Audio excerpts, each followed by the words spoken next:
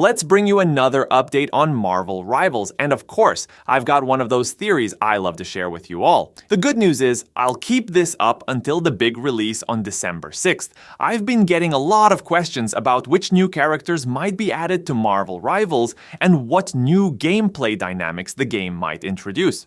I'm working on a detailed video covering all my expectations and predictions for the game's future. One recurring topic is Spider-Man, who is undoubtedly one of Marvel's most iconic heroes. Webhead has won fans over the years, and today we have three main actors who have portrayed him: Tobey Maguire, Andrew Garfield, and Tom Holland.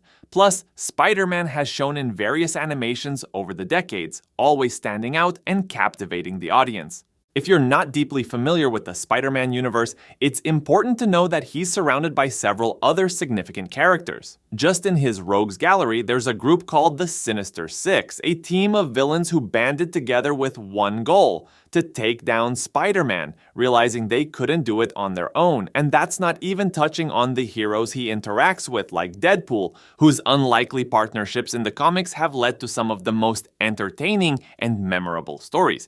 But since we're focusing on Marvel Rivals, let's stick to that. If you're excited to play as Spider-Man or have been watching his gameplay, you might be in for a bit of a disappointment. Spider-Man played a crucial role in introducing the multiverse concept to Marvel, especially with Miles Morales. In animated films, we've seen multiple versions of Spider-Man and Peter Parker across different realities. For those not familiar, here's a quick overview. The multiverse concept means that in every universe there's a version of Spider-Man, including variants like Miles Morales, who is not Peter Parker, but still holds the title of Spider-Man.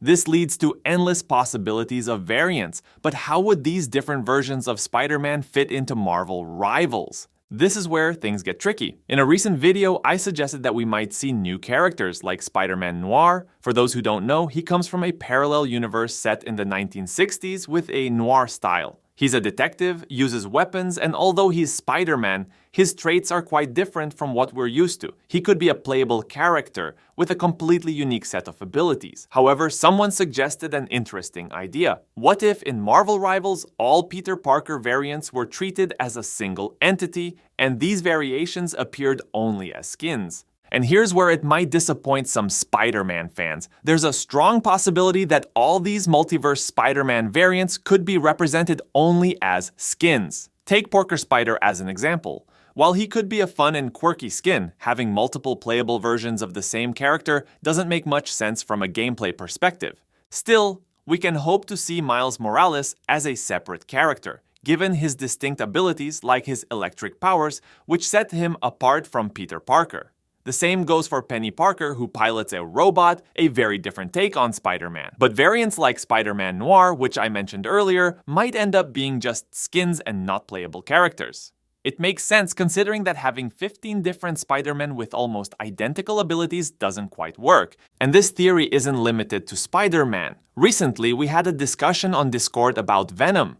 Will all his versions just be skins? This could be disappointing for those hoping to see characters like Carnage as playable, rather than just a skin for Venom. Carnage has unique abilities and characteristics that could justify him being a separate character, but if he's only a skin, we'd miss out on a chance for more varied gameplay. Of course, it's not impossible for Marvel to offer some unique variants as skins without affecting the experience too much. Looking at games like Fortnite or Overwatch, we see different approaches to skins. Fortnite offers a wide variety of skins with varying prices and regular updates. Overwatch, on the other hand, often has more expensive skins, which aren't always accessible to everyone. Marvel hasn't revealed details about skin prices or how they'll be distributed in Marvel Rivals, but it's something to watch for. One thing's for sure, Spider-Man will be one of the most challenging characters for Marvel to balance. Many players will want specific variants, but having numerous characters with identical abilities doesn't make sense.